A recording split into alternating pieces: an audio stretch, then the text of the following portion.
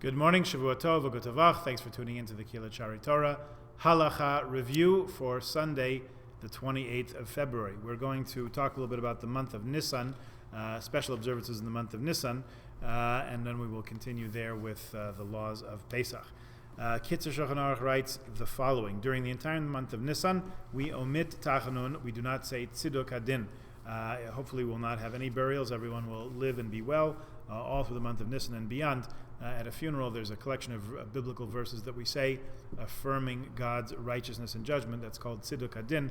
We omit that during the entire month of Nisan. We also do not say Tzidkascha on Shabbos afternoon at Mincha time. It's customary from Rosh Chodesh onwards to read the portion of the Nasi. That is from, where does it start? Numbers chapter 7, verse 10 through 89. So that's a lengthy reading. It may be familiar to you from our reading on Hanukkah, which we didn't do this past year, but 2 years ago we did.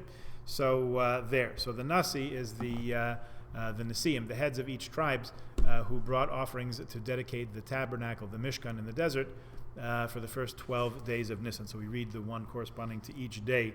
And on the 12th, we finish out the portion until Kain Asa Menorah from the beginning of Parshas Bahaloischa.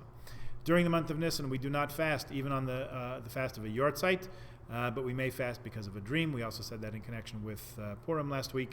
Firstborns fast on Erev Pesach, as will be explained later on. Our custom, of course, is to have a siyum and exempt people from that, which we're even more lenient about this year. It being pushed out, the fast being pushed out, the would-be fast pushed back a day to Thursday, pushed back to Friday, not Erev Pesach, but Erev Pesach, it being Shabbos Erev Yom Tov. Okay, on Shabbat Hagadol at Mincha, we don't say Baruch Nafshi, as some people do say out of the Siddur. It's in our Siddur. We don't. It's not our custom to say it, but instead we say from the Haggadah Avadim Hayinu through L'chaper L'kol Avonosenu at the end of Dayenu, because on Shabbat Hagadol the redemption from Egypt and the miracles actually commenced. Okay, there's a number of lengthy chapters here in Kitzur Shulchan, even in the abbreviated Shulchan Aruch, that have to do with with harvesting and grinding the wheat, with collecting the water, and kneading and baking the matzahs.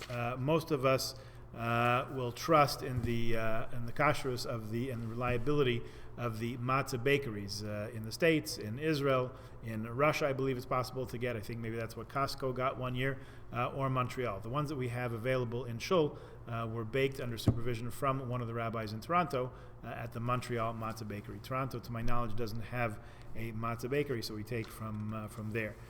Should be able to get it all over town, and it is advisable certainly for the Sadarim, for the two Sadarim on Saturday night and Sunday night, to get handmade round shmura matzahs if at all possible. Okay, if you need help getting that, so please let me know. The search and nullification of the chametz. We'll talk about the laws of that just for a minute. On the evening before Pesach, this year it's going to be the evening before, in other words, Thursday night rather than Friday night, we make a search for chametz.